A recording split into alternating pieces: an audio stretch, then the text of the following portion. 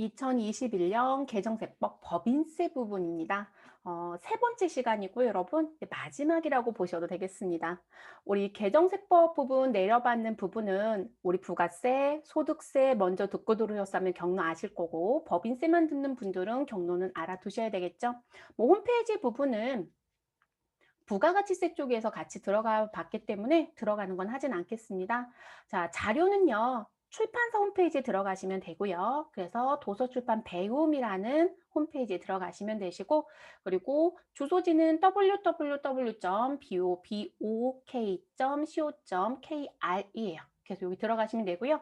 이 홈페이지 들어가시게 되면 오른쪽 상단 부분 쪽인 거예요. 자료실이라고 표시가 되어 있고 그 자료실 클릭하시게 되면 한 3개 정도 목록이 떠요. 그 목록에 기타 자료실 들어가시고 그 안에 가면 2021년 개정세법 관련 자료라고 해서 PDF 공유해 드렸어요. 그래서 그거 내려받으셔서 활용하시면 되겠습니다. 법인세 개정 사항을 같이 들어가서 볼게요. 법인세 개정 사항과 관련된 부분에 이렇게 상단에 보면 법인세 영인지, 법인지, 규칙인지 이런 거 써 있는데 이 부분에 법인세법이 아닌 소득세도 같이 들어가 있는 게 있을 거예요. 네, 그런 부분은 소득세도 같이 바뀐다 이렇게 이해하고 넘어가시면 되겠습니다. 첫 번째 개정 사항부터 들여다보도록 할게요. 특수관계인간 금전 대차 지급이자 송금 귀속 시기를 보완하겠다라는 규정. 여러분, 특수관계인간 금전 대차, 이거 뭐로 생각하면 좋을까요? 우리가 이제 자격증 공부하시는 분들은 대부분 재무회계 쪽에서 가지급금이라는 걸 대부분 배우는데 그 가지급금을 항상 내용은 불명확스럽고 돈은 나갔으나 추후에 정산하겠다. 그래서 우리는 미친 듯이 여비교통비 정리하는 걸 배웁니다. 사실 그건 문제가 되지 않습니다. 우리가 이 가지급금이라는 건 지급을 한 돈인 건 맞아요. 근데 가짜로 준 돈이라는 거예요. 내용을 알 수가 없다는 거죠. 그러면 이 부분은 대부분 회사에서 일을 하시는 분들은 피식 웃죠. 그걸 수업을 들을 때. 저게 왜 문제가 돼? 문제 안 돼요, 여러분. 그게 문제가 되는 게 아니고요. 여기 특수 관계인의 범주에 들어져 있는 우리는 이게 더 쉽죠, 여러분. 요즘에 이제 대표님이라는 표현을 더 많이 쓰죠. 네, 사장님이요. 이 대표님께서 회사 돈을 자꾸 가져가는 거죠. 아니 가져갔으면 회사에 넣어야 될 거 아니에요. 근데 넣지를 않아요. 그럼 우리는 이제 뭐로 얘기해요? 아 그러면 돈을 빌려간 것처럼 무엇하자. 금전대차 계약을 쓰자. 뭐 차용증 쓰라는 얘기겠죠. 그래서 금전대차 계약을 씁니다. 그래서 이제 그 부분에 대해서 우리는 금전대차 계약을 썼으니까 여러분 약정된 이자를 받아야 안 받아요? 이거 쓴다는 얘기는 회사는 약정이자를 받겠다는 거잖아요. 가지급금 인정이자라는 걸 당연히 받아야 되겠죠. 됐을까요? 그래서 이제 그 부분에 대한 내용과 관련된 사항이에요.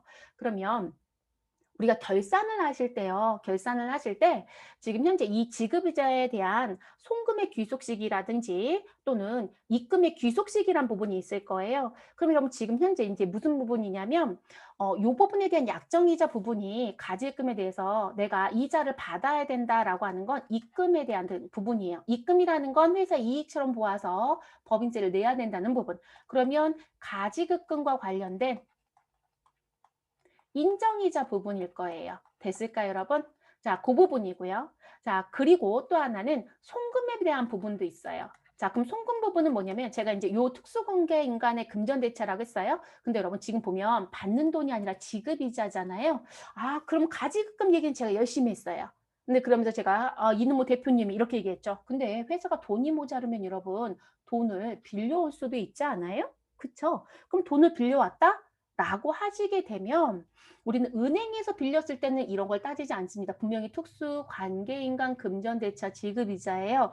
아, 내가 지금 현재 특수 관계인한테 돈을 빌려왔다? 그 돈을 빌려온 걸 대부분 가수금이라고 쓰시는 분도 있어요. 근데 저는 가수금 별로 권장 안 하거든요. 그럼 이 가수금을 뭐로 쓰는 게 더 좋을까요? 차입금이라고 쓰시면 되겠죠? 그러면 요 차입금에 대해서 제가 아까 인정이자는 돈 빌려줬으니까 회사는 당연히 이자 받으셔야 되고 법인세 내셔야죠 라고 얘기했어요. 그럼 내가 돈을 빌려왔으면 이 빌려온 부분에 대해서는 당연히 돈 빌려온 사람한테 뭘 줘야 될까요? 아, 이자를 지급해야 되지 않을까요? 그쵸, 여러분? 그래서 이자를 지급합니다. 그리고 이 이자를 지급할 때 당연히 원천 징수를 하셔야 되고요. 원천 징수 신고 안 하시면 안 돼요, 여러분. 그러면 우리 송금 인정 안 돼요. 그래서 원천 징수 당연히 하셔야 되겠죠. 그게 여러분들이 소득세를 공부하실 때 비영업대금의 이익이다라는 걸 배운 적이 있을 거예요. 그럼 그 비영업대금의 이익에 해당이 되면 우리는 원천징수를 얼마 한다? 25% 하죠. 지방소득세 포함 27.5%를 징수하고 그리고 정리하시면 돼요. 됐을까요? 근데 이 부분에 대해서 여러분 돈이 나갔다라고 하면 원천 징수하시고 우리는 지금 무슨 부분 송금 쪽에 들어가는 거다. 그러면 회계 처리하실 때 차변에 뭐라고 쓰시면 될까요? 아, 이자 비용이라고 쓰시고 그쵸? 그리고 상대편 대변에 뭐라고 쓰시면 될까요? 우리는 돈을 내보낼 거니까 원천 징수한 건 예수금이라고 쓰시고 그리고 통장에서 돈을 주었으면 보통 예금이라고 쓰시면 되겠죠. 이렇게 해서 정리하면 끝나면 돼요. 그런데 우리가 이자를 줄 날짜가 아직 안 됐다는 게 문제겠죠. 우리 원래 발생주의로 가잖아요. 그쵸? 현금주의가 아니니까. 그럼 이제 이렇게 해서 움직이는데 아 나는 돈을 빌려왔는데 지금 언제부터 1월 2일부터 12월 31일의 회계 기간이라고 할게요. 자, 요 기간에 돈을 빌려온 게 있고 나는 주어야 되는 지급 이자가 있다. 그래서 지급할 이자가 있는 거예요. 근데 돈을 줄 날짜는 아직 도래 안 했대요. 그러면 결론적으로 지급의 시기는 아직 도래하지 않았다는 거예요. 지급 시기는 미도래 상태이다. 우리는 차기에 둔다. 이렇게 얘기합니다. 근데 이게 이 발생주의라고 하는 걸 인정하고 있기 때문에요. 내가 주는 이자는 그러니까 받는 이자는 또 아니에요, 여러분. 받는 건 받아야 돼요. 네, 받는 건 받아야 되는데 주는 건 발생주의에 의해서 우리가 결산 때 회계처를 하고 들어오면 법인세에서 인정하는 부분이 있거든요. 그러다 보니까 이 지급할 이자가 있는데 지급 시기가 미도래이다? 그러면 우린 사업연도 종료일, 법인세는 사업연도 종료일이라고 쓰죠, 여러분. 그리고 회계는 뭐라고 얘기해요? 사업연도라고 안 하죠, 여러분. 그쵸? 우리는 재무상태표에 끝나는 날짜라고 쓰거나 또는 우린 회계 기간에 보고 종료일이라고 얘기를 하겠죠. 어쨌든 종료일은 같거든요. 그럼 그 종료일의 날짜에 결산이라는 걸 하죠. 그래서 이 부분에 대해서 발생주의가 인정이 되니까 이게 회계뿐만이 아니라 법인세도 발생주를 인정하고 있단 말이에요. 그래서 결산 시점에 우리는 우리 무엇하겠다. 이 줄 이자를 장부에 계상하겠다. 그리고 장부에 계상을 해야 인정이 돼요. 그래서 이 계상을 합니다. 그럼 이 계상은 차변에 뭐라고 쓰고요. 우리는 이자 비용이라고 쓰겠다는 거죠. 그리고 대변엔 뭐라고 쓸까요? 아직 못 주었으니까 우리는 미지급금이든 미지급 비용이든 이건 미지급 비용을 쓰는 게 더 합리적일 것으로 보여집니다. 됐을까요, 여러분? 그러면 이 비용을 장부에 계상을 했으니까 우리는 무엇이 인정이 돼요? 송금이 인정이 되겠죠. 그래서 송금 인정이 됩니다. 이거 장부에 계상 안 하면 송금 인정 안 돼요, 여러분. 됐을까요? 자, 그 조항이었던 거예요.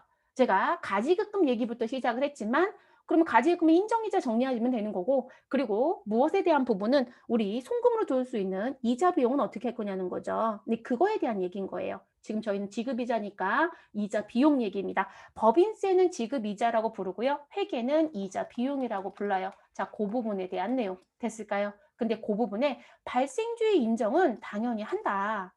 당연히 한다. 그래서 이 수입 시기에 해당한다라는 부분 제가 아까 이자는 현금주의가 맞아요, 여러분. 그래서 현금주의인데 예외적으로 결산을 할 때 기간 경과분에 대한 지급 이자를 장부에 무엇하면 계상을 하면 그 해에 송금으로 산입하는 걸 인정하고 있다. 무엇 때문에? 발생주의 인정 부분 때문에. 그럼 똑같이 인정은 해요. 근데 여기에 다만자가 붙어 여러분. 요게 들어가는 부분이에요. 그래서 뭐라고 얘기냐면 다만 결산세 계상한 거 내가 인정은 할게. 근데 그 결산세 계상했던 차입금을 좀 들여다봐라. 그래서 차입일로부터 이자 지급일이 몇 년을 초과하는 1년을 초과하는 특수관계인간 거래 시에는 우리 무엇한다? 적용을 배제하겠다는 얘기가 있어요. 그러면 결론적으로 이 지급할 이자라고 했었던 이 부분이 1월 1일부터 12월 31일에 발생된 부분인데 차용증, 금전 소비대차 계약의 내용을 봤더니 이자 지급일이 1년 이내마다 끊어서 주거나 6개월마다 주거나 이런 식의 사항이 아니라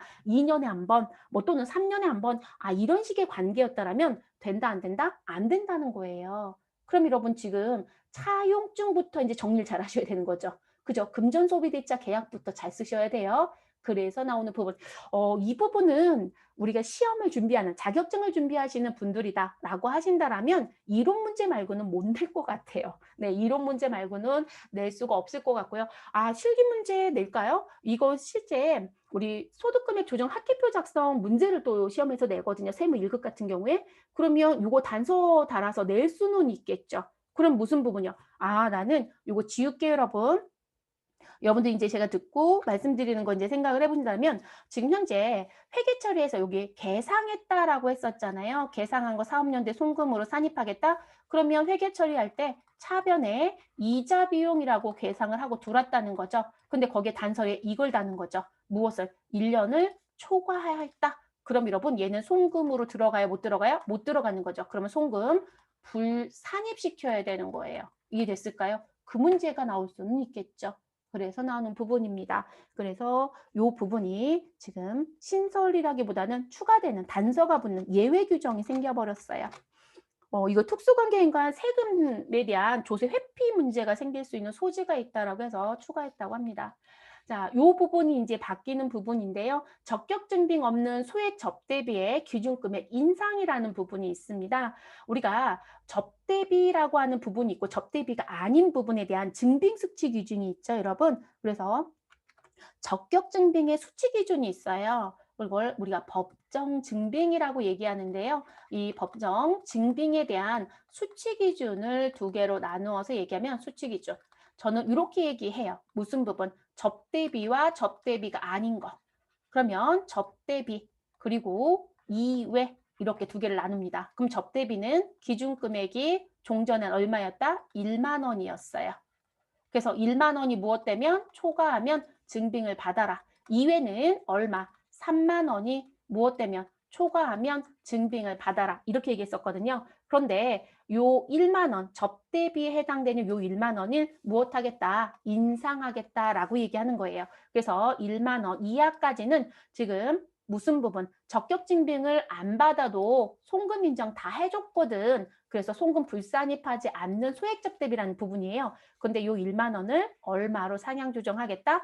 3만 원으로 상향 조정하겠다. 이 얘기입니다. 됐을까요, 여러분? 네, 그래서 우리가 일반적인 부분하고 똑같이 바뀌는 거예요. 그래서 우리가 접대비는 1만 원, 이외에는 3만 원. 그래서 우리가 일반 경비라는 표현 많이 쓰는데요. 그래서 그 3만 원하고 통일을 해주네요. 근데 경조금은 아니에요, 여러분. 우리 왜 거래처 경조사비 경조사비 주신 거 있죠? 네, 그거는 여전히 20만 원입니다. 네, 그래서 경조금은 동일하고 누구만 우리 1만 원 기준만 3만 원으로 바뀝니다. 요거 이제 우리 접대비 조정명세서 작성할 때 여러분 기존에 있었던 기출문제 푸실 때 여러분 1만 원 이하 조건에 대한 부분들이 있었잖아요. 근데 이게 3만 원으로 바뀌면 송금 불산입되는 1만 원 이하 조건의 문제는 없다고 봐야 되지 않을까요?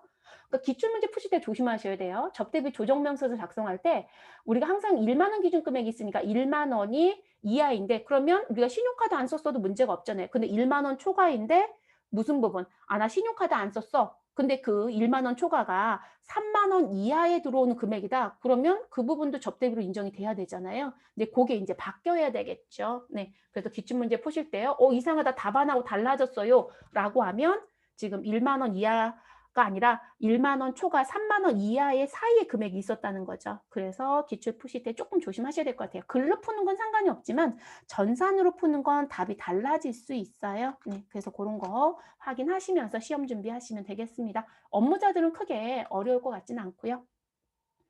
자, 그리고 이제 접대비로 보지 않는 소액 광고 선전비 기준 금액도 인상이 됩니다. 이게 이제 광고 선전비냐 접대비냐라고 했던 부분이 있어요. 왜냐면 저는 이거 얘기할 때 은행을 많이 얘기하는데요. 은행 같은 경우 지금도 여전히 연말이나 연초가 되면 뭘 주냐면 요즘에는 그건 없어진 것 같아요. 탁상 다이어리는 많이 안 주는 것 같아요. 또는 주어도 아주 적게 자작을 하더라고요. 비용이 워낙 많이 들어가니까. 그리고 우리 왜 벽에 붙이는 긴 달력 있죠. 그것도 많이 안 주는 것 같아요. 그리고 인제 또 무슨 부분 주죠 여러분? 우리 왜 수첩처럼 되어 있는 다이어리 주죠. 네 큰 것도 있고 작은 것도 있고 뭐 사실상 자기들이 특수하게 관리해야 되는 분들은 되게 비싸인 고가도 주긴 해요. 근데 그거 말고 아주 조그만 우리 왜 그 A4 용지 사이즈로 면 4분의 1 정도 되는 다이어리를 주는데 그거는 사실상 10,000원이 안 돼요. 네 쉽게 생각하시면. 그럼 고건 분명히 자기 고객한테 주는 거니까 불특정 다수가 아니라 특정인이에요. 그쵸? 그래서 특정인한테 주거든요. 그럼 그 부분이 광고 선전비로 들어갈 수 있느냐 아니면 접대비로 들어가야 되느냐라는 게 문제가 생기죠. 그래서 그 기준 금액이 얼마였냐면 특정인을 대상으로 준다라고 하면 특정인을 대상으로 준다라고 하면 연간 얼마? 3만 원. 자, 그런데 하나당 얼마 이하인 건 요기에 합산하지 않는다. 연간 3만 원은 합산 금액이거든요. 근데 개당 1만 원 이하 금액인 거는 우리 무엇한다? 이 3만 원 합산을 시키지 않아요. 그래서 요 기준이 있거든요. 그래서 요 부분에 이하 조건에 해당이 되면 광고 선전비로. 그러니까 은행에서 우리 다이어리 주는 건 전부 다 광고 선전비 처리할 수 있어요. 네, 그렇게 가고 있고요. 근데 연간 3만 원, 개당 1만 원 초과되는 거겠죠, 여러분? 네, 이하니까 초과. 그래서 그 부분에 대한 건 우리 뭐로 가야 된다? 접대비로 가야 해요. 이렇게 구분이 됐었어요. 됐을까요? 근데 요 3만 원이 얼마로 상향이 된다? 5만 원으로 상향이 돼요. 그래서 연간 5만 원. 그리고 하나당 개당 1만 원이 얼마로? 3만 원. 그러니까 광고 선전비로 빠질 수 있는 금액이 상당히 많아질 것 같기는 합니다. 네, 많아질 것 같고요. 그리고 이제 여기 초과 금액은 안 쓰여지만 초과 금액은 똑같습니다, 여러분. 그럼요, 요 광고 선전비로 가고요. 그리고 연간 얼마가 초과가 되면 5만 원 초과가 되면 우리 5만 원 초과에 대한 부분이 있다라고 하면 이 부분은 뭐가 될까요? 당연히 접대비가 되겠죠. 됐을까요? 네, 그래서 이렇게 바뀌어집니다. 그래서 접대비 건당 적격증비 수치 금액 3만 원으로 상향 조정되고 광고 선전비로 인정될 수 있는 특정인 대상으로 주는 건 3만 원에서 5만 원으로 상향 조정이 됐습니다. 개당 금액은 1만 원에서 3만 원으로 바뀌었고요. 됐을까요? 요런 건 이론 문제 내기 딱 좋죠, 여러분. 네, 정말 오랜만에 바뀌었어요. 네, 정말 오랜만에. 자, 그리고 네 번째. 요건 시험에서 크게 낼 것 같지는 않습니다. 문화접대비라고 하는 게 있죠, 여러분. 접대비가 일정한 한도가 있어요. 그리고 생각보다 한도 금액이 크지 않습니다. 그래서 이 접대비 한도를 조금 더 많이 받고자 한다면 접대비 지출 금액 중에 누구를 반드시 선별 작업하셔라. 문화접대비를 선별 작업해 주신 게 좋아요. 그래서 이 문화접대비가 접대비 안에 있으면 우리 접대비 한도가 넘친 금액이 있다. 그럼 문화접대비 별도로 빼서 우리 일반 접대비 20% 금액과 문화접대비하고 비교해서 우리 무엇한다? 우리 20%까지 접대비 한도를 더 증액시켜서 인정받을 수 있거든요. 근데 요 20% 인정해줬던 부분이 2020년 12월 31일, 그러니까 전년도까지 끝이었어요. 근데 요거를 2년 연장을 걸었습니다. 그래서 문화접대비는 언제까지? 2022년 12월 31일까지 연장을 해서 추가적으로 인정을 더 받을 수 있을 것 같습니다. 그러니까 금액이 바뀌거나 율이 바뀌거나 한 거는 없어요, 여러분. 그냥 지금 전년도로 끝내기로 했던 세법이 연장됐다. 이렇게 이해하시면 되겠습니다. 뭐 시험 문제 부분을 놓고 봤을 때 바뀔 건 없어요, 여러분. 그냥 기간 연장이니까요. 다섯 번째, 이거는 저는 모르겠어요. 지금 개정의 사유를 들어가서 봤더니 납세자 이해도 재고 때문에 이렇게 통일한다라고 하는데 우리가 일반적으로 여러분 과거부터 썼던 용어는 그대로 쓰는 걸 더 많이들 편하다고 생각하지 않나요? 세법이 개정됐을 때 여러분 제가 보고 아니 이거를 누가 쉽다고 생각할까라고 했던 것 중에 하나가 뭐였었냐면 우리가 그 왜 미만이라는 게 있고요. 이상이라는 게 있고요. 이하라는 게 있고 초과라는 게 있잖아요. 근데 이 용어를 문턱이라는 용어로 바꾼 적이 있어요. 순 우리말로 바꾸기도. 이거 한자잖아요. 이 문턱 말이 더 어렵지 않아요? 일상적으로 문턱을 잘 안 쓰잖아요. 이 문턱까지는 이렇게 법인세가 아니라 법의 용어를 바꾼 거죠.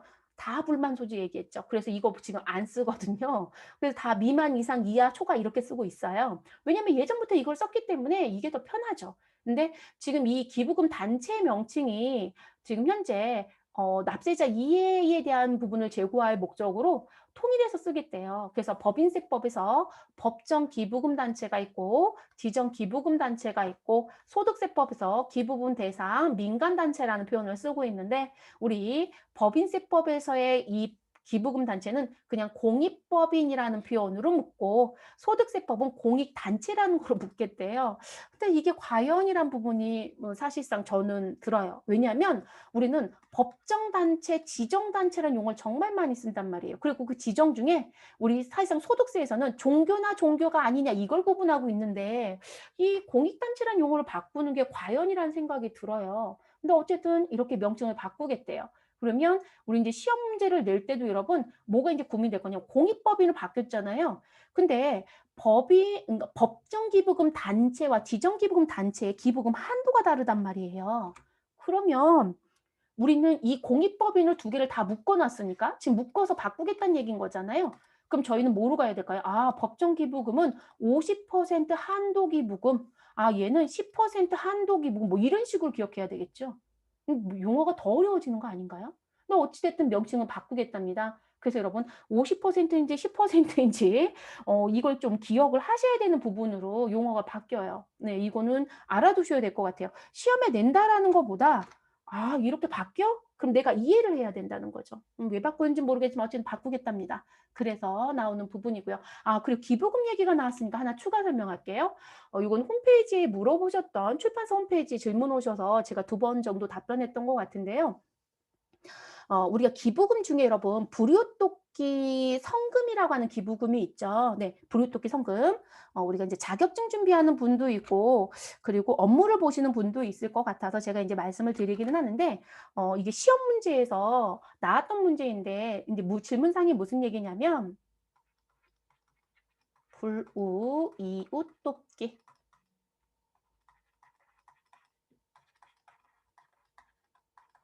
자, 불효토끼 기부금이요. 우리가 이제 법령에 들어가면 우리 좀 여기처럼 법인령, 그럼 시행령이겠죠. 시행령 38에 들어가시면 38조 안에 들어가시면 그 38 안에 가서 다시 1항, 2항, 3항, 그럼 거기에 몇 조 몇 조 이렇게 붙어 나오잖아요.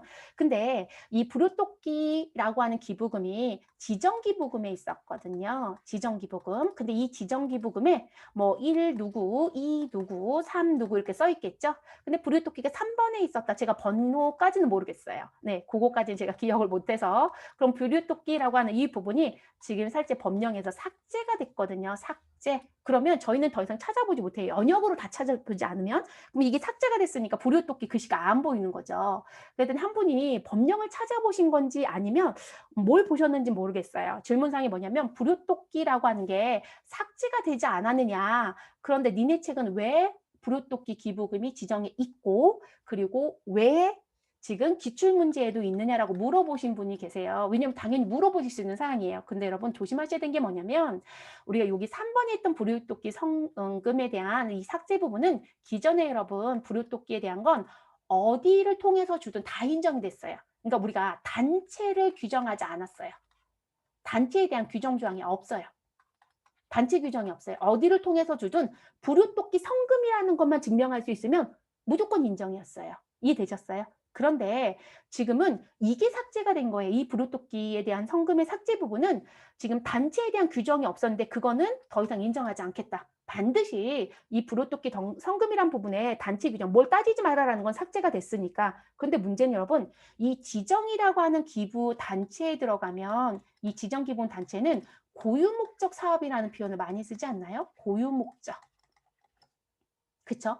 그러면 종교단체, 그럼 뭐예요? 교리를 전폐하고 불이웃을 돕고, 괜히 불이웃도 있어요. 그쵸? 그러면 우리 그것도 있고, 월드비전. 그죠? 세이브 드 칠드런. 초록우산. 자, 그거 다 뭐예요, 여러분? 불이웃 돕기 아니에요? 그분들 고유목적 사업에 불이웃이라는 게 있을까요, 없을까요? 불이웃이 있어요. 그러니까 여러분 이 불효토끼 성금은 단체, 결혼기간을 따지지 않겠다라는 거 부분에 문구 때문에 이 3번에 있었던 이 불효토끼, 제가 3번이라 가정을 세웠으니까 이 3번에 있던 불효토끼는 아무것도 따지지 말고 그냥 불효토끼면 다 인정할게 이런 조항이었단 말이에요. 그래서 그거를 삭제한 거지 이 지정단체 안에 있는 불효토끼 삭제가 된 게 아니에요. 그렇기 때문에 불효토끼에 대한 기부금은 여전히 있는 거예요. 그러면 결론적으로 더 정확하게 주면 결혼기간을 통해서 나갔다 또는 지정 단체를 통해서 나갔다 이렇게 표현해 주면 좋겠지만 시험 출제자들은 그렇게 내지 않아요, 여러분. 출제위원들은 그렇게 내지 않습니다. 그래서 이거 이제 물어보셔서 처음에 했을 때 "이거 당연히 됩니다."라고 했는데 이제 또 이해가 안 되시니까 막 "이게 삭제가 된대." 이렇게 또 다시 재차 물어보셨던 분이 계세요. 잘 물어보신 거예요. 왜냐면 당연히 의구심이 들으실 수 있죠. 왜냐면 저도 수험서를 쓰고 얘기를 하지만 모든 걸 책에 다 써 드릴 수는 없어요. 그리고 저도 실수하는 부분이 있을 거고. 그래서 이제 요 부분은 삭제된 조항은 요 사항인 거고요. 그리고 이 단체 상태의 고유 목적 안에 들어가면 불이웃돕기는 여전히 있어요. 네. 그래서 여전히 있기 때문에 고분이 삭제가 되지는 않습니다. 사실 이거 세무사 문제 출제가 됐을 때도 논란이 됐던 거로 저는 알아요. 근데 이게 삭제가 되고 그다음에 출제가 됐을 때 왜냐면 이거 삭제된 지 2 년인가 밖에 안 됐어요. 네. 그래서 대부분도 이게 없어졌다고 생각을 하신 분이 의외로 좀 있으시더라고요. 그리고 시험 문제에 그냥 불이웃돕기 성금으로 기부했다 이렇게 내시면 특별한 말이 없으면 일단은 뭐로 기억하시라. '아 고유 목적 단체를 통해서 줬다.' 이렇게 생각을 하세요. 지정 기부금을 그냥 이해하시면 된다는 얘기예요. 됐을까요? 법정 기부금은 지금 현재 들어가는 불이웃돕기란 표현은 없어요. 그래서 이 법정 기부금은 제가 수업할 때 무슨 말씀 드리냐면 자격증 준비에서는 이런 얘기를 해요. 불이웃돕기라는 글씨를 법정에서는 찾지 말아라. 법정은 단체를 보셔라. 그러니까 국가단체, 지자체, 국가, 지방자치단체 이해되셨을까요? 그리고 뭐 군대 이런 부분들 그리고 또 무슨 부분 그러니까 국가가 법정단체를 지정한 게 있어요. 우리 사회복지와 관련돼서 들어오는 법정단체가 있거든요. 그 단체. 근데 그것도 인제 논란이 됐던 게 하나가 있더라고요. 그거 최근 기출이었던 것 같아요. 제가 이거는 왜 이렇게 썼을까?'라고 했는데 이의 제기에서 인제 뭐가 되는 너가 이의 제기했던 거 인정 못 해." 이렇게 됐던 문제인데요. 그게 무슨 문제였었냐면 이분은 생각할 때 법정 기부금 단체라고 생각을 했던 거예요. 사회복지 공동 모금회라고 하는 건 법정 단체가 맞아요. 국가가 인정해 주고 있는 단체라서. 그래서 이 사회복지 공동 모금회라고 하는 단체에 우리가 일상적으로 쓰고 있는 용어가 뭐냐면 여러분 사랑의 열매라는 거 들어보신 적 있죠? 네. 우리 왜 뭐 국회의원이든 뭐 방송하시는 분들이든 보면 가슴에 이게 빨간색 열매 달고 나오는 거 그거 원래 기부하면 그거 주거든요. 주는 거예요. 근데 고거라든지 또는 바보 나눔? 바보 나눔도 아마 사회복지 공동 모금회 단체로 지정이 되어 있을 거예요. 근데 고런 부분이었던 거죠. 근데 이 출제를 했던 분은 거기에 사회복지 공동 모금회라고 쓰지 않고요. 뭐라고 써 놨냐면 사랑의 열매라고 써 놨던 거예요. 근데 우리가 일상적으로 사랑의 열매가 아시는 분들은 사회복지 공동 모금회 소속으로 들어가 있는 걸 알고 있는 분들이 있겠죠. 그래서 이분은 아니 사랑의 열매니까 법정 기부금인데 왜 너는 지정 기부금 넣느냐. 근데 거기에 정규에는 불이웃돕기라고 되어 있고 그리고 이제 무슨 뭐 거래처 쓰는 안에는 사랑의 열매라고 써 있더라고요. 그런데 인제 출제위원은 뭐라고 얘기했냐면 "사랑의 열매가 사회복지 공동 모금회라는 걸 내가 얘기한 적이 없다." 이렇게 얘기를 했어요. 근데 일상적으로 우리가 통상적으로 쓰고 있는 부분이면 그런 거는 좀 피해서 냈으면 싶어요. 왜냐면 우리가 그렇게 통상적으로 부르고 있잖아요. 근데 그 통상적으로 부르는 건 이게 들어갔다 나갔다 빠질 수가 있는 건 맞아요. 근데 그것 때문에 당신의 이의 제기는 인정할 수 없다. 그래서 "지정이 맞다." 이렇게 결론냈어요. 그러니까 결론적으로 "불이웃돕기가 맞다." 이렇게 낸 거예요. 됐을까요? 그래서 여러분 그 단체 이름을 기억하실 땐 어떻게 아예 단체명으로 나와져 있는 거죠. 그러니까 사랑의 열매, 바보남 이렇게 기억하지 마시고요. 네 그렇게 기억하지 마시고 그냥 사회복지 공동 모금회라는 부분은 법정 기부금 단체로 인정되고 있다. 그 용어가 공익법으로 바뀌지만 근데 어쨌든 명칭을 막 본인들 통일해서 쓰겠다고 하니까요. 그래서 그 부분. 그래서 요거는 지금 시험 문제 때문에 조금 더 길게 설명을 드렸어요. 왜냐면 자격증 때문에 이 강의를 들으신 분이 있을 거니까. 업무자들이 여러분 기부금 서류 받아올 거잖아요. 거기에 벌써 법정인지 아닌지 알고요. 논란거리가 되는 것만 확인하시면 되는 거예요. 국세청에서 공시해 주거든요, 단체들. 근데 우리 시험 볼 때는 그렇게 보지 않잖아요. 그래서 그런 거 조금 조심하셨으면 합니다. 그분 질문하셨을 때 '이렇게 생각하실 수도 있겠구나.'라는 부분이 들긴 했습니다. 자 그다음 6번째 개정사항 보겠습니다. 자 기부금 송금상의 판도에 계산 방식 보완이라고 하는 부분이 들어옵니다. 요 부분은 사실 프로그램에서 모두 다 세팅값이 들어오기 때문에 이 자격증 준비하시는 분들은 이거 계산기 누르는 분이 아무도 없어요. 그죠? 여러분들이 지금 제 강의 들고 세무사 준비하실 건 아니시니까. 왜냐면 세무사나 회계사는 1차 시험, 2차 시험이 있고 계산에 대한 부분을 다 해야 될 부분들이 있어요. 근데 우리는 전산 세무회계 또는 뭐 AT 뭐 이런 쪽이다 보니까 사실상 계산 문제를 거의 풀지를 않죠. 네. 그래서 이제 요 부분이 살짝 크게 바뀌는 부분은 없을 거고요. 자, 근데 이게 뭐가 바뀔 거냐면 우리가 2월 결손금 공제라는 제도가 있죠, 여러분. 2월 결손금. 그럼 2월 결손금 공제 부분에 가면 우리가 이렇게 얘기를 합니다. 지금 2월 결손금이 있으면 결손금이 있으면 누군가는 공제를 받을 때 지금 2월 결손금 자체의 금액을 100%를 공제받는 분들이 있고요. 자, 그리고 몇 퍼센트? 60%만 공제를 받는 분들이 있죠. 자, 2월 결손금 공제받을 때 100% 공제받는 분들은 대표적인 게 중소기업이죠.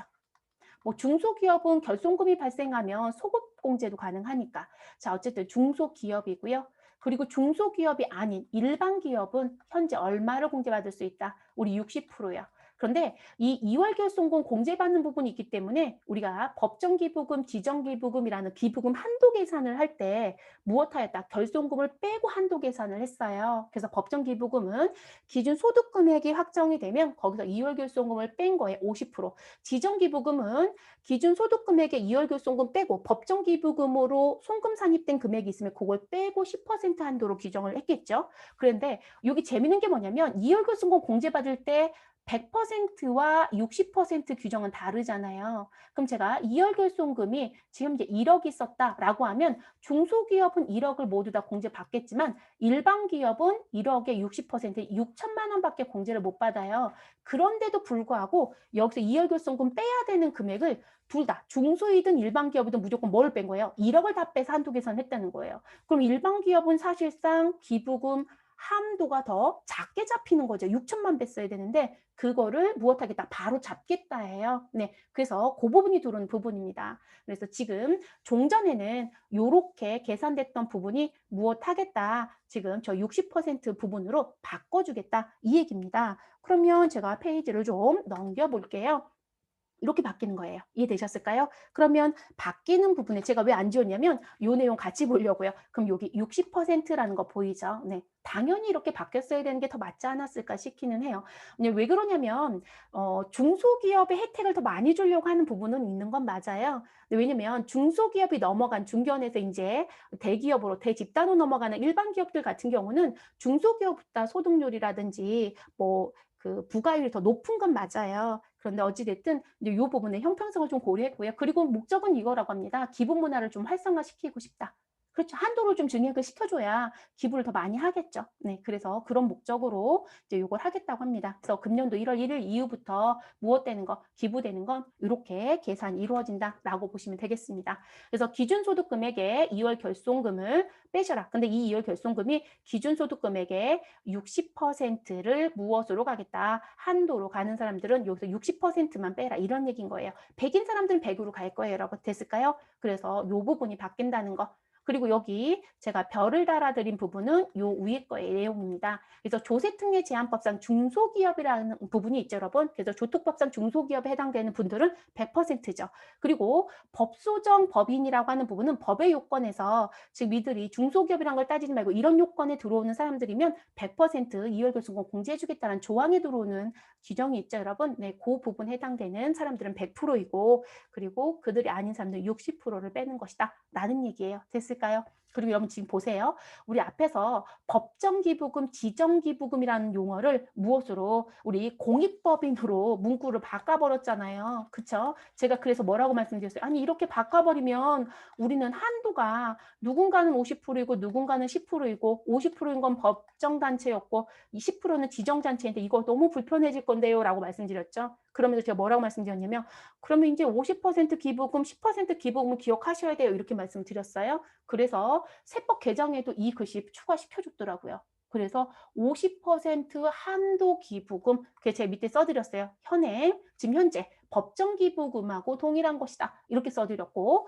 자, 10% 한도 기부금, 현재 지정 기부금하고 동일한 얘기겠죠. 됐을까요? 그래서 이렇게 명칭이 바뀐다. 이렇게 같이 알아두시면 되겠습니다.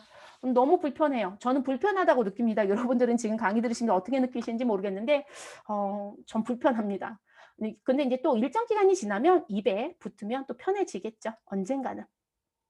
자, 그다음에 이제 일곱 번째 감가상각비 이 대상에 들어오는 개발비 범위에 대한 보완 부분이 이제 들어왔는데 여러분 기존에 개발비라고 해서 확정이 되면 우리 그 개발의 단계에서 발생됐던 부분들은 한동안은 개발비로 계속 누적적으로 쌓아요. 그랬다가 이제 그게 이제 시제품이 현장에서 출시가 되면 그 개발됐던 부분들을 실제로 쓴다라고 봐야 되니까 그 사용 시점부터는 감가상각을 하죠. 소위 말해서 무형자산 상각을 한다라고 보시면 되거든요. 근데 그 무형자산 상각 대상에 들어오는 개발비의 범위를 어디까지 볼 거냐라는 부분에 내용을 좀 더 보완했다는 얘기인 거예요. 그럼 이 감가상각 개발에 대한 부분에 문구를 들어가서 봤더니 이 문구가 법령에 써 있습니다. 그래서 상업적 생산 또는 사용 전에 제품, 공정, 시스템 등을 창출하거나 현저히 개선하기 위한 계획 또는 설계를 위해서 연구 결과 또는 관련 지식을 적용하는 데 발생되는 비용이었다라면 이 부분에 대해선 개발비로 인정을 해주고 감가상각을 하겠다 이런 표현이었습니다. 당연히 이 부분이 우리 장부상에 무엇으로 계상되어 있어야 된다? 개발비라고 하는 무형자산으로 당연히 계상이 되어 있어야 되겠죠. 됐을까요? 근데 이제 요 대상에 들어오는 부분에 내용을 들어가서 봤더니 법인이 개발비로 계상한 거 이렇게 들어온 거예요.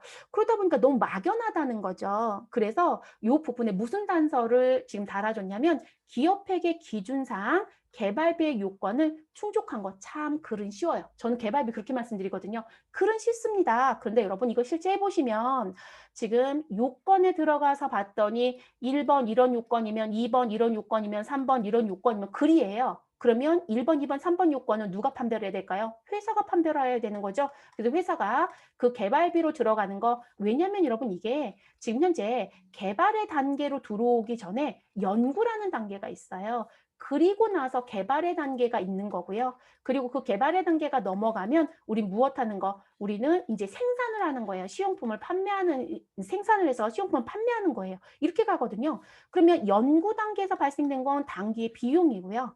그리고 개발 단계에서 발생된 건 무형자산 자산으로 가고요. 그리고 이 자산으로 계상됐던 부분에 뒤에 가서 무엇 하겠다? 우리는 상각이라고 하는 것으로 비용화시키는 거거든요. 쉽게 생각하시면. 그리고 생산은 당연히 우리 매출과 무엇이 발생이 되면서 원가가 발생이 되면서 끝나는 부분이에요. 그러면 이 부분을 내가 확정해야 되는데 이 확정의 기준을 무엇으로? 기업회계 기준에 나와져 있는 요건이 충족했다라고 하면 그 부분을 인정하겠다. 이런 얘기인 거예요. 그래서 글씨를 조금 더 명문화 시켜줬다. 이렇게 보셔야 될 것 같아요. 그래서 지금 회계 기준에 나와 있는 개발비 요건을 우리 충족했다라고 하면 그 부분은 상각대산에 포함시켜서 인정하겠다라고 하는 부분입니다. 이게 조금 막연한 부분도 있고 논란도 있어서 더 명문화를 조금 뚜렷하게 하고 싶었던 것 같아요.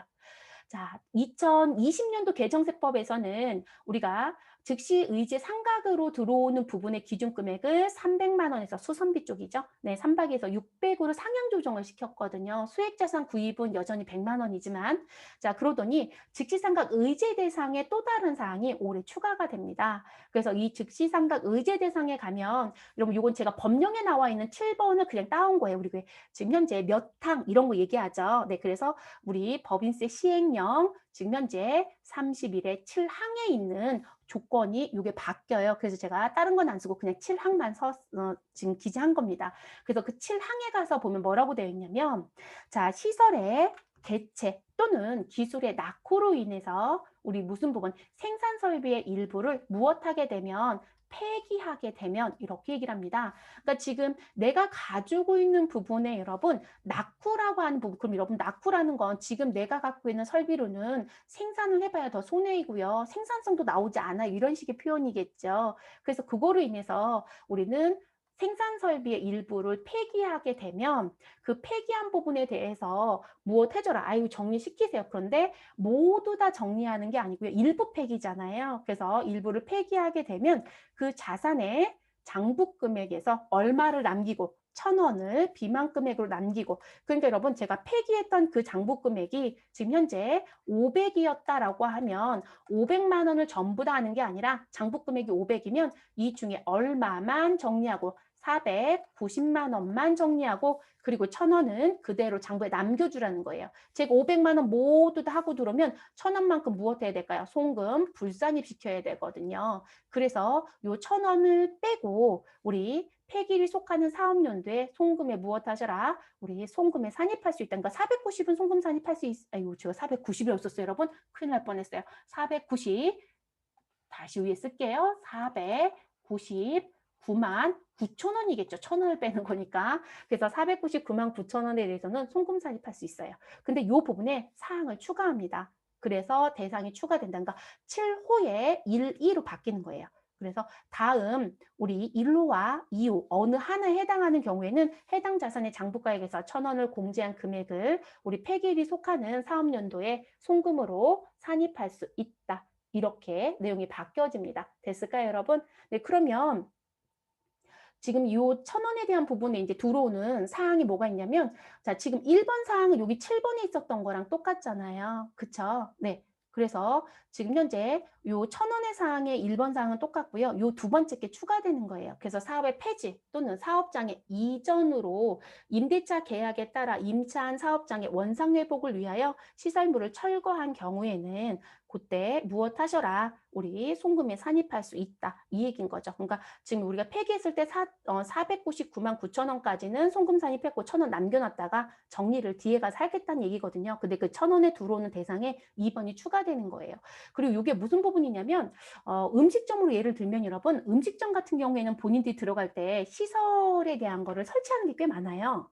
그냥 일반 음식점은 괜찮아요. 근데 우리 왜 고기 굽는 거 막 이런 데들 가보시면 특수한 음식점들 가보시면 뭐 테이블에 대한 내용들 모두 다 시설 장치가 들어가죠. 그러면 그 시설 장치가 들어갈 때 이 사람이 거기서 사업을 하다가 나오게 되면 그거 다 뜯어내야 돼요. 그 복구 비용이 들어가거든요. 원상 회복 비용. 그럼 그 원상 회복 비용을 우리가 어떻게 할 거냐는 문제가 생기겠죠. 그래서 이 사업을 폐지하거나 이전하는 관계에 의해서 이 회복에 대한 부분이 들어오면 이걸 다 뜯어내야 된단 말이에요. 그럼 이제 더 이상 사업을 안 한다. 폐지는 사업 안 하겠다는 거죠. 또는 뜯어냈다라고 하시게 되면 그게 철거되는 거니까 그러면 그 부분에 관련된 부분들하고 이 들어오는 부분이에요. 그래서 요거 송금 산입하는 규정에 2번이 하나 더 추가됐다라고 보시면 될 것 같아요. 그러니까 1,000원 규정하고 관련된 게 하나 더 추가됐다라는 부분.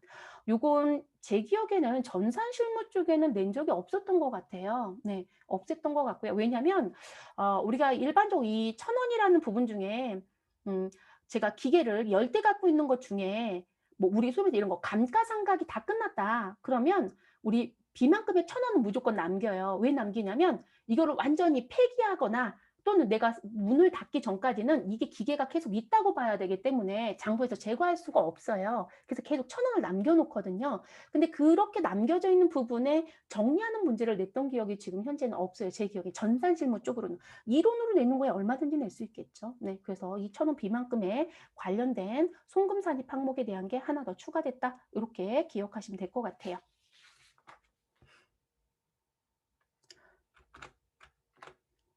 글이 조금 길죠. 자, 그리고 이제 9번째 부분입니다. 자, 우리 대송금, 송금 산입되는 가지급금 등의 특수 관계인 판단 기준 명확화.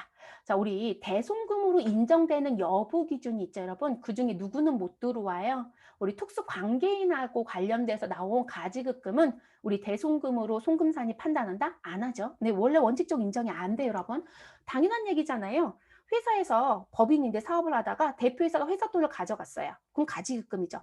근데 이 대표이사가 월급쟁이 사장님이었다. 근데 야반도주에서 내가 가지금 회수를 못했다? 그 송금 인정되느냐? 안 된다는 거죠. 근데 그런 식으로 생각하시면 돼요. 쉽게 생각하시면.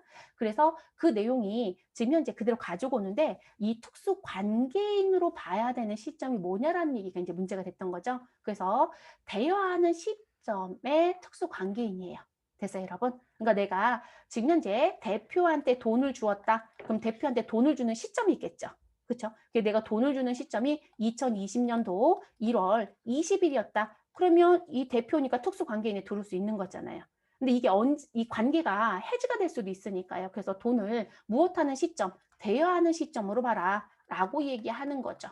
됐을까요? 그래서 대여 시점의 특수 관계인에게 해당 법인의 업무와 관련 없이 지급한 가지급금이라는 부분. 그래서 요 문구가 추가가 돼서 명확하게 해줬다라는 겁니다. 근데 논란 소지가 있는 거에 대한 명문화라고 보시면 될 것 같아요. 네. 자, 열 번째, 대손 사유의 해외 채권의 회수 불능에 대한 부분이 우리 추가된다라고 하는 부분. 원래요, 이 문구가 없지는 않은데 조금 더 세부적으로 추가했다고 보는 게 좋을 것 같아요. 왜냐면 해외 채권에 대한 부분도 실제로 인정이 되는 부분이 있기는 해요. 근데 그게 사실 증명하는 것도 사실 어렵고요. 제가 어 15년 이상을 다 무역업에서 일을 했어요. 근데 해외에서 실제 대손이 발생되면 진짜 난처해요. 보험이라도 들었으면 괜찮아요. 왜냐면 우리가 이게 보험공사에서 보험을 들으면 저희가 먼저 돈을 받아요. 그리고 보험공사가 국가적으로 다시 들어가거든요. 근데 그렇지 않았던 거라면 어떻게 할 거냐 문제가 생기죠. 그 대손을 어떻게 처리할 거냐. 그래서 그 사항이 구체적으로 추가가 됐습니다. 그래서 대손금, 송금산이 가능 채권에 우리 해외 채권 회수 불능에 대한 부분이 무엇된다? 추가되었다라고 하는 부분.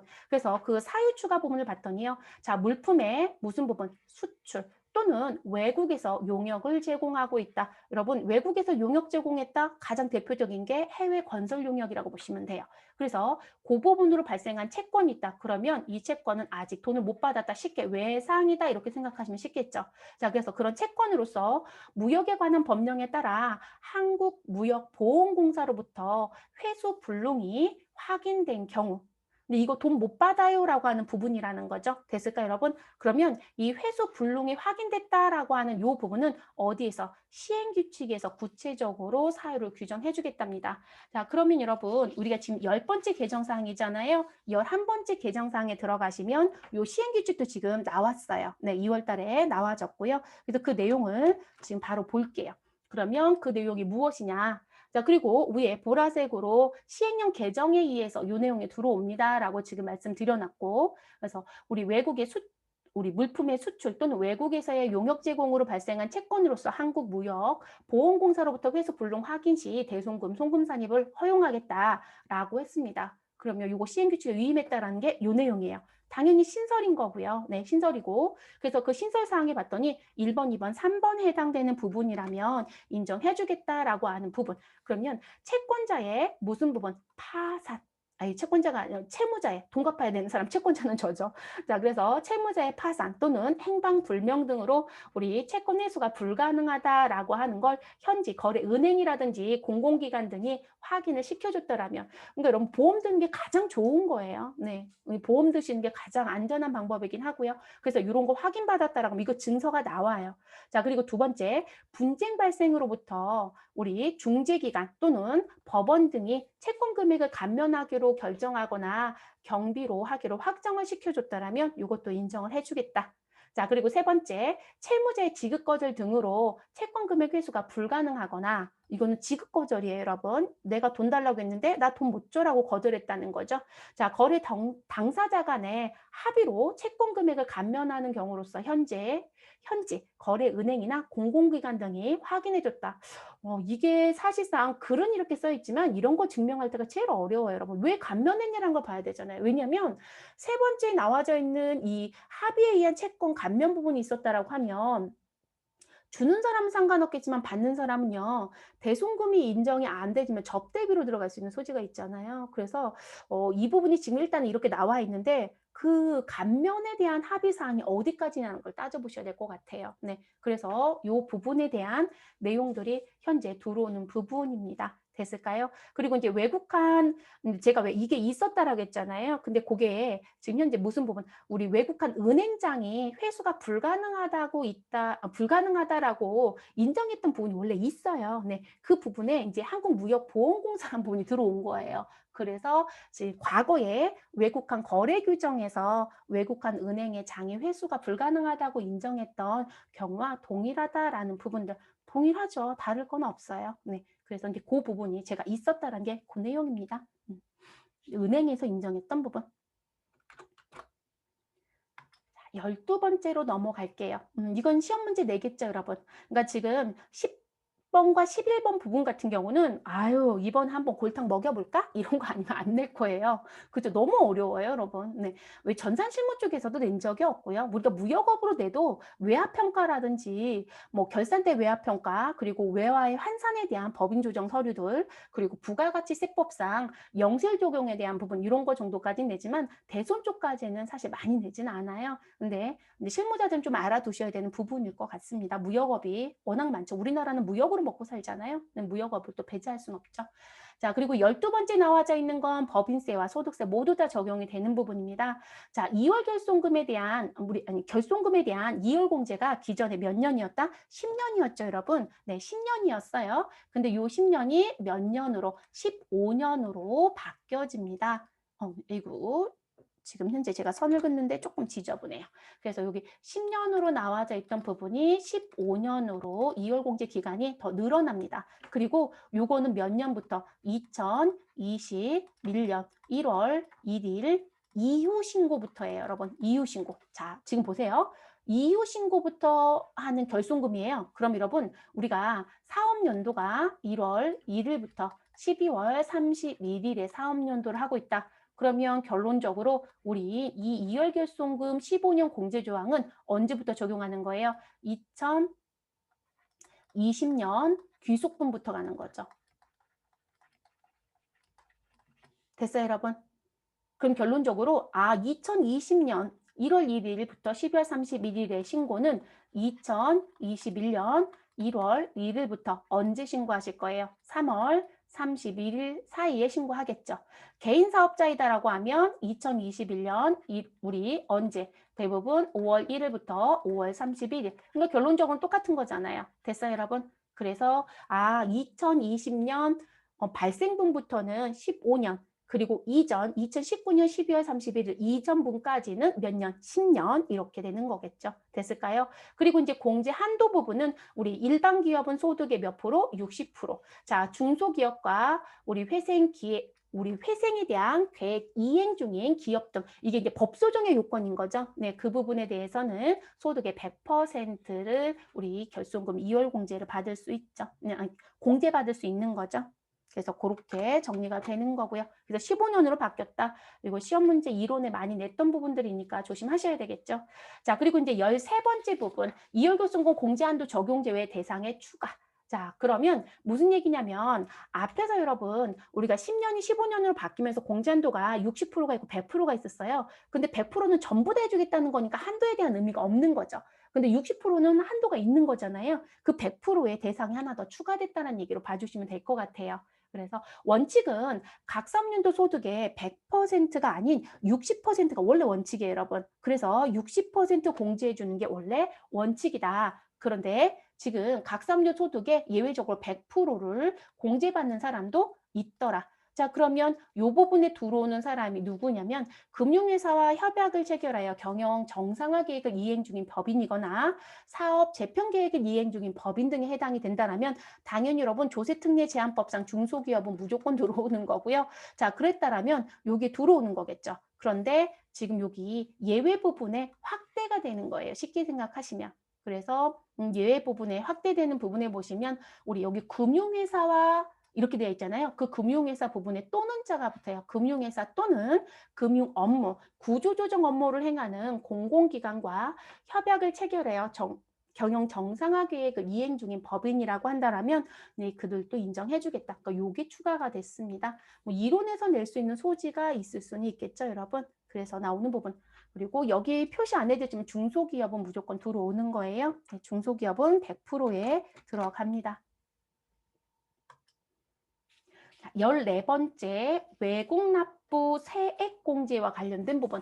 자, 외국 납부 세액 2월 공제 기간 확대라고 하는 부분입니다. 네, 여기 지금 외국 납부 세액 공제 글씨를 제가 빠뜨렸네요. 공제를 왜 팔아먹었을까요? 팔아먹을 이유가 없는데. 자, 그래서 지금 외국 납부 세액 공제 2월 공제 기간 확대와 미공제 2월액의 송금 산입의 허용 부분.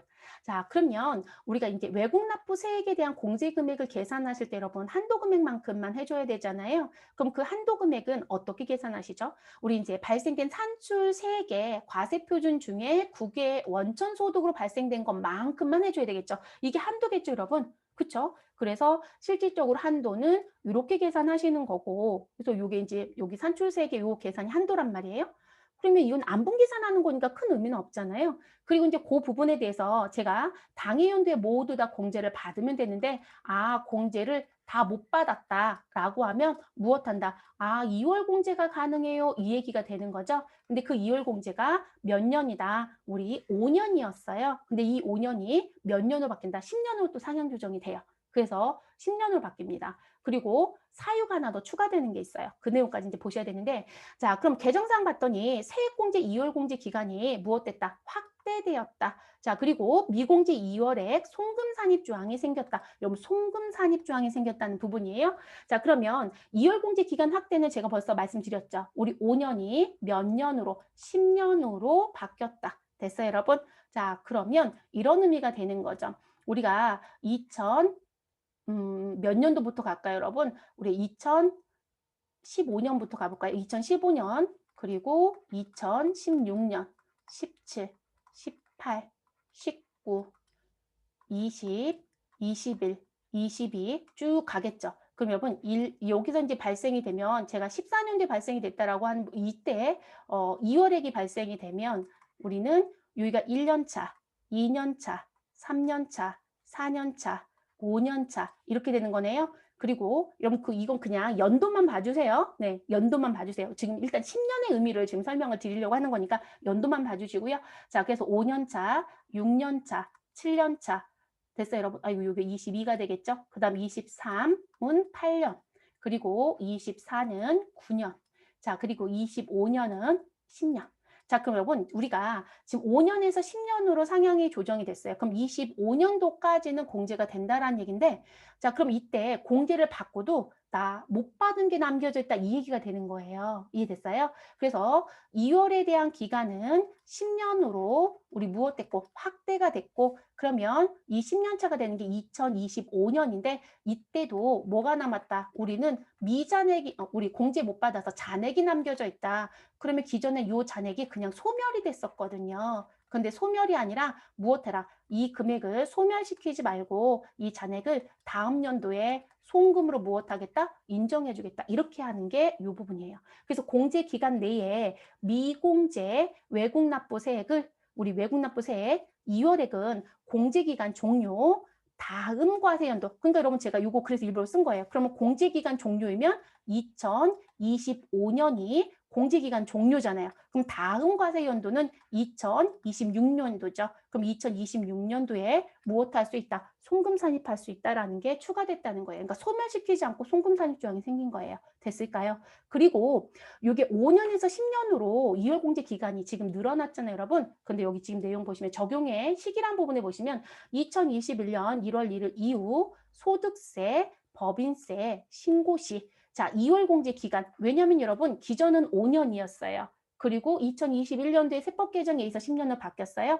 근데 이 2월 공제 기간 5년이 경과하지 않은 분부터래요. 이게 지금 몇 년 전에 우리 기부금 2월 공제 기간이 바뀌었죠, 여러분. 그때도 뭐라고 했었냐면 과거에 5년, 이게 3년이었다가 5년이었다가 10년으로 바뀌었단 말이에요. 기부금 같은 경우도. 근데 그 부분에 무슨 단서가 붙었었냐면 그 만료가 끝나지 않은 게 있으면 그것도 그대로 무엇해라? 그대로 10년으로 끌고 가라고 했었어요. 이것도 똑같은 사항인 거예요.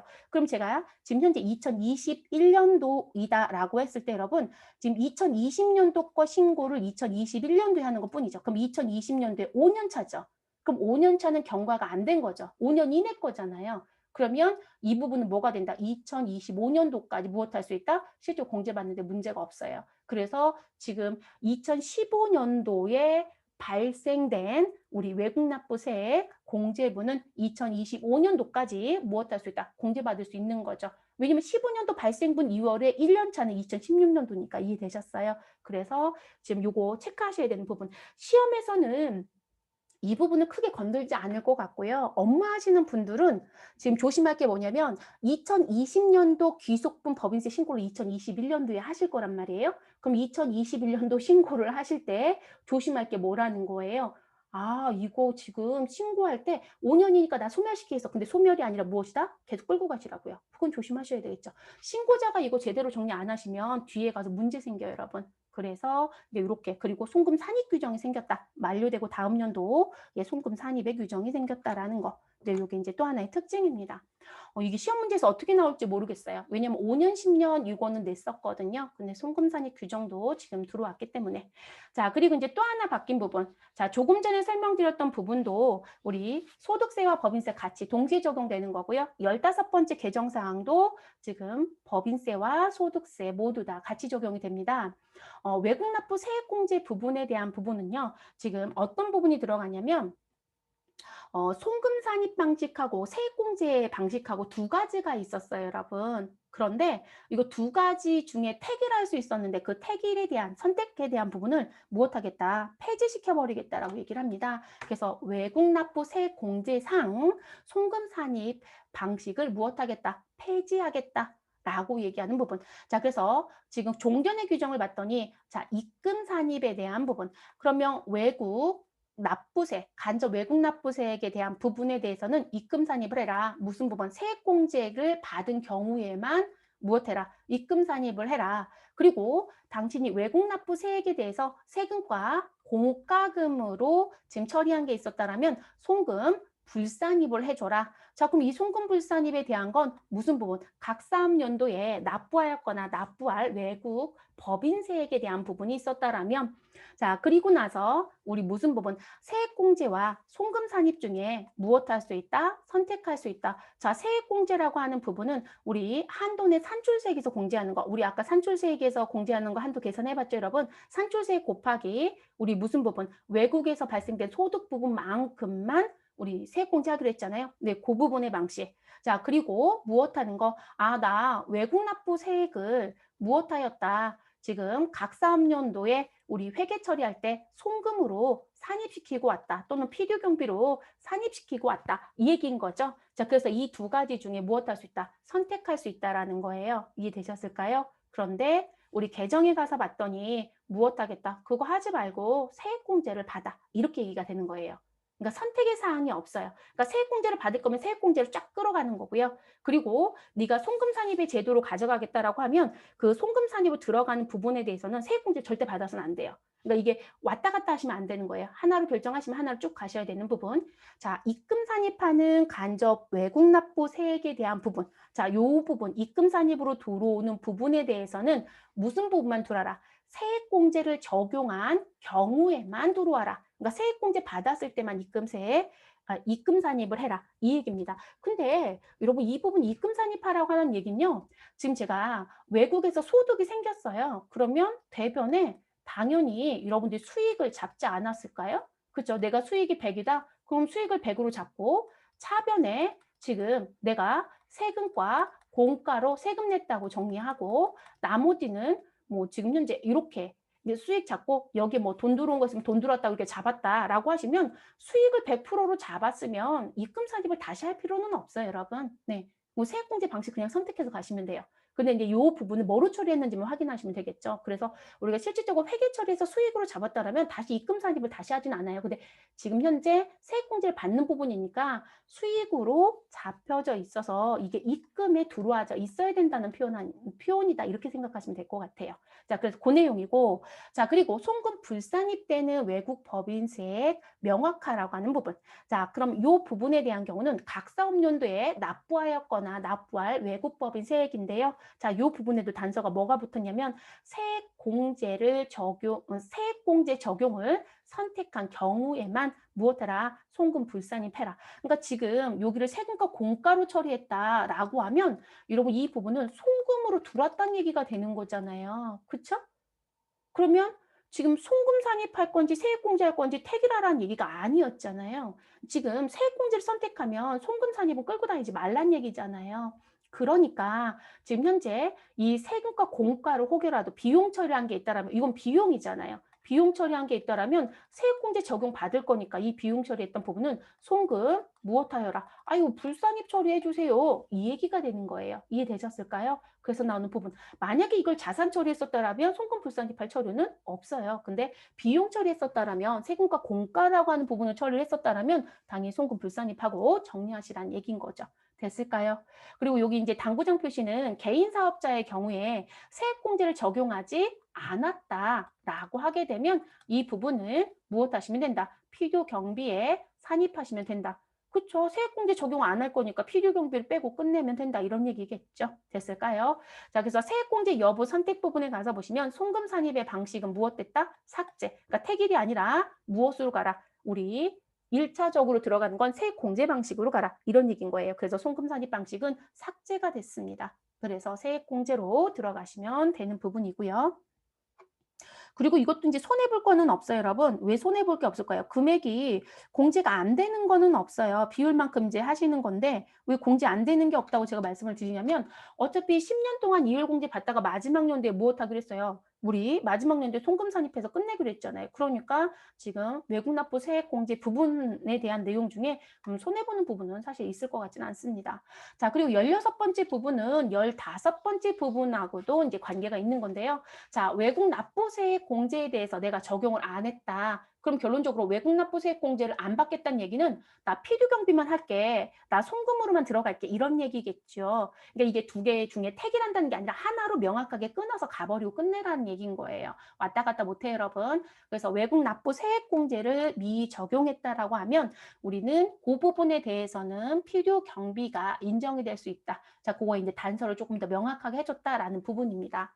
그러면 여기 보라색 글씨 보시면 알겠지만 외국 납부 세액 공제를 적용하는 경우에만 외국 납부 세액 필요 경비 송금 불산입해라. 그러니까 앞에서 여러분 필요 경비 송금 불산이로 간다라고 했잖아요. 그럼 내가 세액 공제를 안 받으면 송금 들어갈 수도 있는 거잖아요. 그러니까 그 부분에 대한 여부를 따지라는 얘기겠죠. 그렇죠? 이해되셨어요?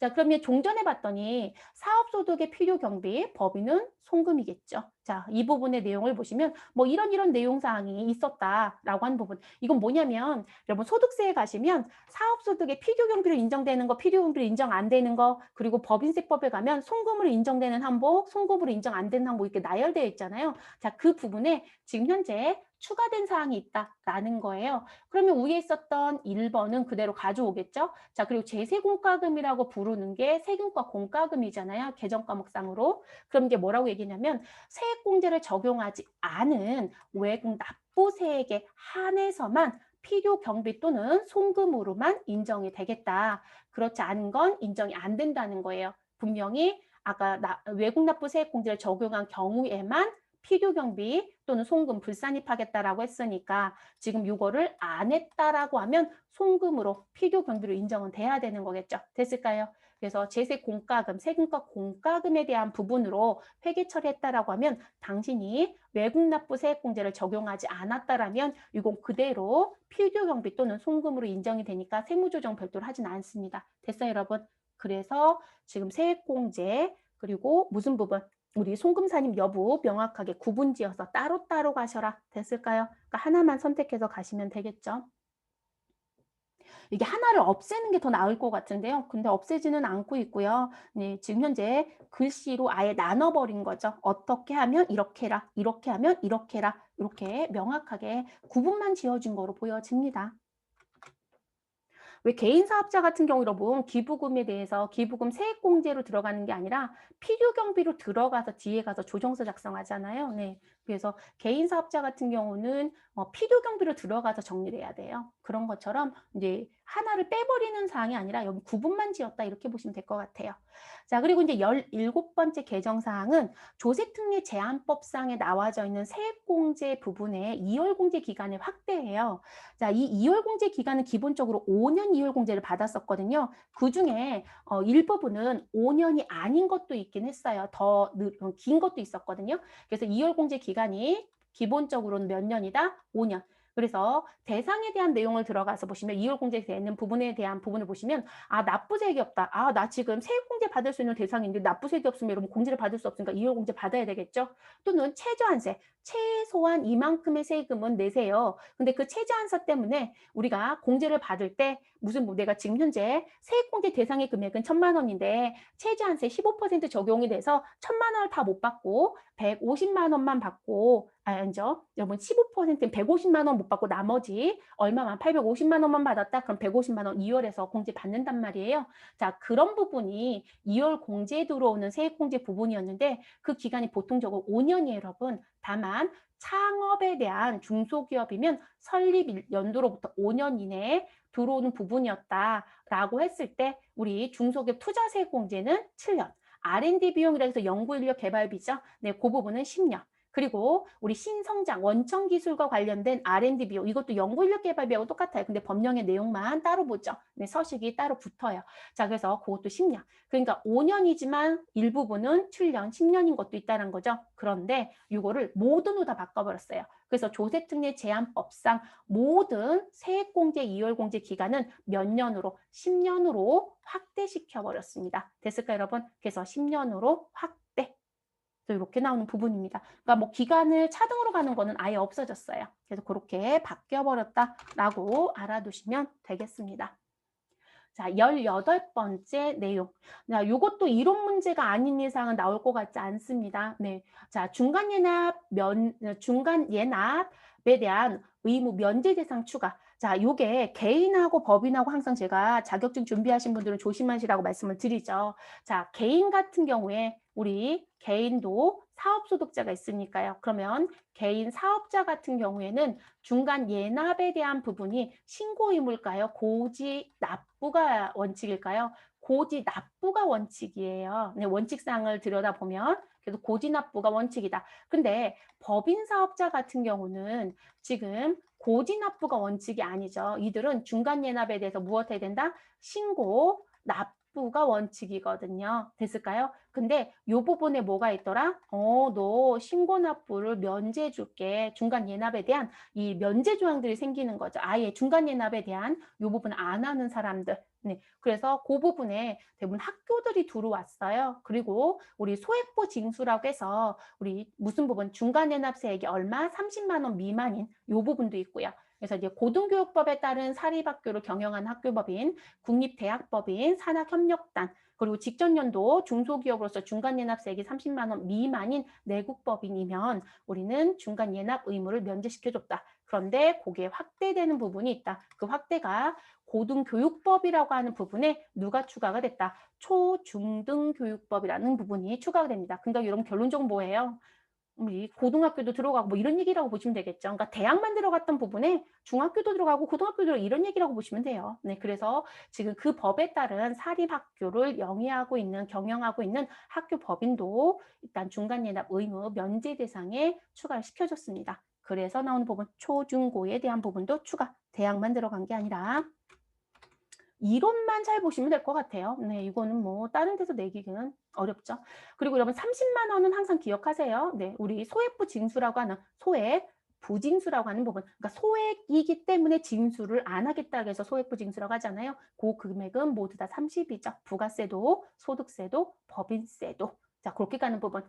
자, 그리고 이제 적격증빙 수치와 관련돼서 국가가 내라는 서류가 있었죠, 여러분. 요 부분은 사실상 내게 되면 일단 너를 믿어줄게. 근데 안 냈어? 그럼 내가 너한테 요구하면 즉시 제출해줘야 돼? 라는 규정이죠. 그래서 법인세 시행령에 있는 지출 증명서류 합계표라는 서류가 있어요. 근데 그 서류를 작성하고 보관하는 대상 기업이 직전 사업연도 수익금액 20억 이상이면 반드시 작성을 해서 보관해야 되고 제출은 안 해도 돼요, 여러분. 작성 보관 대상인 거지 제출 의무는 없어요. 다만 제출을 하면 믿어주긴 하겠다고 국세청이 얘기를 해요. 근데 이제 제출 안 한 기업 중에 이거 제출해 주세요. 몇 년도 거 그랬을 땐 즉시 제출이에요. 기간을 주지 않아요. 시간적인 건 안 주겠다는 부분인데요. 자, 그 부분이 3억 원으로 무엇된다? 상향 조정이 됐어요. 그래서 직전 사업연도 수익금액 20억에서 얼마로? 30억으로 무엇되어 있다? 상향 조정이 됐다. 결론적으로 여러분 이 서류 작성해야 되는 대상자가 실제로 더 줄어들었다는 거죠, 여러분. 네, 더 줄어들었어요. 왜냐면 20억에서 3억, 30억으로 바뀌었으니까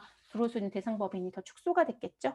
20억, 30억 기준은 알아두시는 게 좋을 것 같아요. 그리고 이게 업무 담당자들한테는 되게 중요해요, 여러분. 이게 개인 사업 그러니까 우리가 신용카드 같은 경우도요. 회사 법인카드하고 종업원카드 쓴 것까지도 모두 다 분리 관리하셔야 돼요. 그런 부분하고 관련된 서류이기 때문에 상당히 중요합니다. 현재 이 문제를 내고 있는 시험은 ERP 회계에서만 출제를 하고 있고요. 근데 ERP 회계도 집중적인 시험 문제는 내고 있지 못하고 다만 입력해서 반영된 거 그냥 금액 잡기만 출제하고 있는 실정이죠. 그래서 증빙 관리 잘 하셔야 되는 부분입니다. 자, 개정사항 20번째 내용입니다. 이것도 전산실무 쪽하고 관련이 없어요, 여러분. 그러니까 전산실무나 뭐 TAT 이쪽에 관련돼서 직접 또 내진 못하고요. 무슨 부분? 그냥 사지전다 문제에 들어올 수 있는 소지에 대한 부분. 우리가 송금으로 인정하는 부분에 범위 부분에 추가된 사항이 있다라고 하는 부분. 그래서 이제 지금 내용을 봤더니 해당 내국법인 또는 협력 중소기업이 설립한 사내 근로복지기금과 공동근로복지기금에 대한 출연금이 있었다라면 이것도 무엇하겠다? 송금으로 인정해주겠다라는 조항이 추가가 됐습니다. 근데 이게 근로복지기금이라고 하는 부분이 대부분 일반적으로 규모가 작은 데들은 대부분 없고요. 규모가 좀 큰 데들은 이거를 가지고 움직이잖아요. 근데 이건 사실상 근로자 복지와 관련돼서 움직이는 일종의 단체라고 봐야 되겠죠. 뭐 단체, 기금 마련 뭐 이런 식의 내용인데 이 부분에 지금 회사에서도 출연금을 내거든요. 근데 그 부분이 송금으로 인정이 된다는 거예요. 그래서 이 사항이 추가가 됐습니다. 네. 이게 추가가 됐다. 이렇게 알아두시면 될 것 같고요. 그리고 이제 21번째에 대한 부분. 요것도 실질적으로 계산 문제를 과연 낼까? 저는 이런 생각이 들어요. 계산 문제는 거의 낼 것 같지 않고요. 뭐 이론 문제에서 물어볼 수 있는 소지는 있는데 이론 문제에서 이 내용은 벌써 내고 있어요. 현실적인 퇴직으로 보지 않는 거.